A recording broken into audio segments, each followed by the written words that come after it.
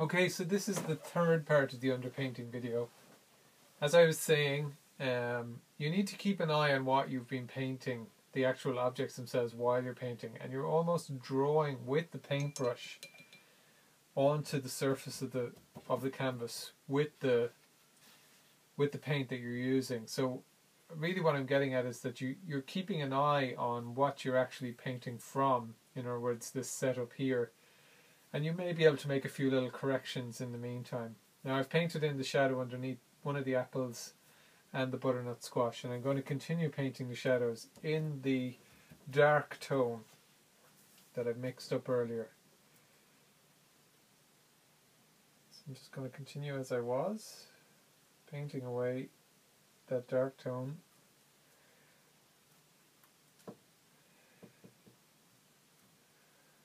And as I said before, you need to use a finer brush for the smaller areas, just so you can get into those corners.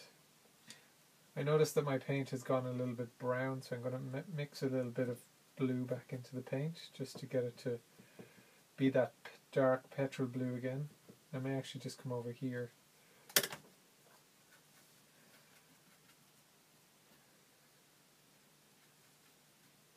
Oh, I was painting from the wrong section actually.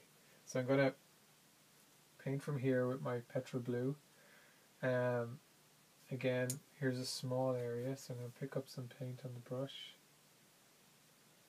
Finer brush, and I'm just going to brush in that shadow underneath. And there, underneath the teapot as well, there's a little area of shadow. Now, there are two sections on the teapot that actually have a darker tone to them. That's underneath the spout here and around the edges of the handle, and also in this hole where the tea comes out of. So I'm just going to pop that in first, just a little dot, just to give myself a little indication of that. I'm going to paint the underneath of the spout, and I'm going to run some paint around the outside of the handle, just as I'm observing it in front of me. Now I'm going to start squinting again, and I'm going to look for some of the darkest areas. So I see that one of the darkest areas is this section of the pot. The pot has a few different tones on it, but there's this area in here. I've left a little section on the outside for a brighter tone, maybe a middle or a bright tone. And then there's a little shadow underneath the knob here at the top of the pot. That also is a darker tone as I'm observing it, as I'm squinting at it, looking at it. So I'm just going to pop that in as an area as well. And very simply and quickly come back over, get the paint, fill it in. And the same with the lower part of the pot. Not being too precious again, but you know, respecting the lines that I've drawn to guide me.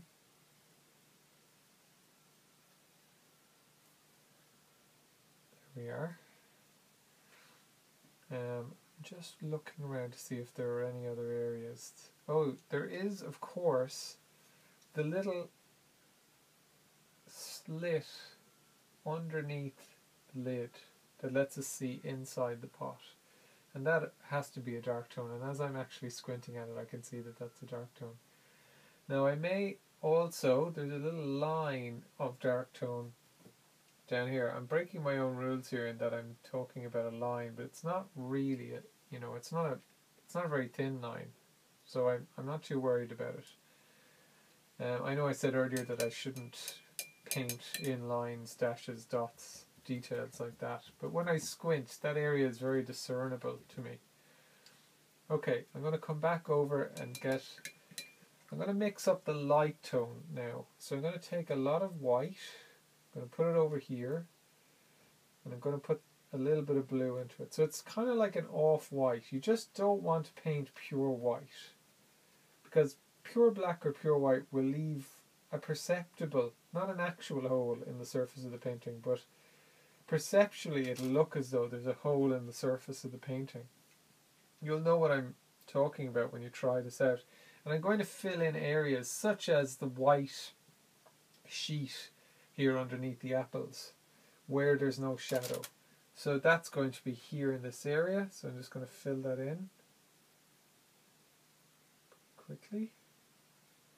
I don't want to leave any white paper. That's really the most important thing. Well, it's not the most important thing, but it's an extremely important thing as part of this underpainting. So I'm just filling in all of that white sheet of paper with this really light tone.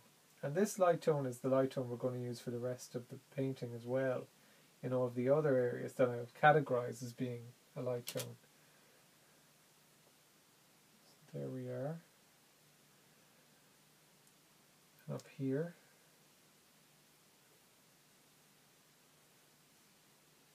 It doesn't really matter if you go down over pencil lines, as long as you can see those pencil lines up through the paint still after you've painted on top of them, because they're very important for giving you a bit of guidance. Okay, I'm also going to fill in there just beyond the teapot, and the top of the butternut squash is also a light tone. I'm going to categorize that. Now I'm talking about this area here across the top where you can see the light is sitting on top of the butternut squash. So I'm just going to fill that whole area in, and I'm looking back at the butternut squash to see that I have that area the right shape, approximately the right shape. Also, the outside of the teapot, I'm going to use my thinner brush this time. Just going to fill that in like that, and up across the top of the spout as well. Don't leave any little bits of white paper there.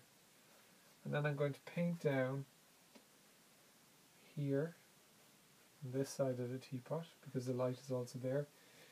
And here across the top of the handle as well. That's another area that I can put the highlight on.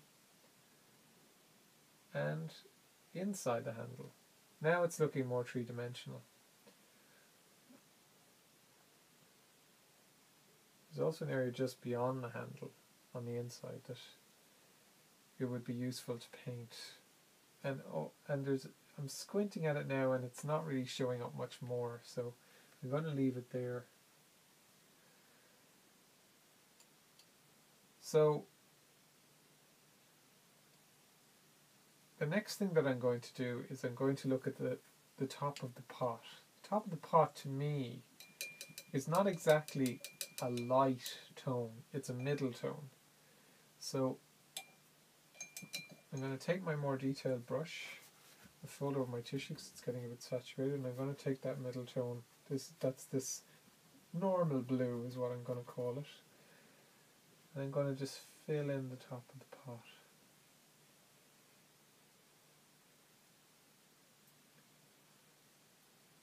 And then that highlight on the side of the pot, even though it's a highlight, it's not really the lightest tone in comparison to everything else. I'm just going to fill it in as a blue. And the same goes for the top of the knob as well.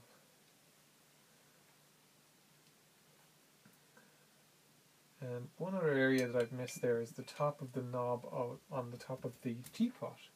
So I'm going to take my very light blue and I'm going to just brush that in there. Not being precious, as usual. And I'm going to take a break there. And I'll come back in a second with another lesson, with the next part of the lesson, in fact.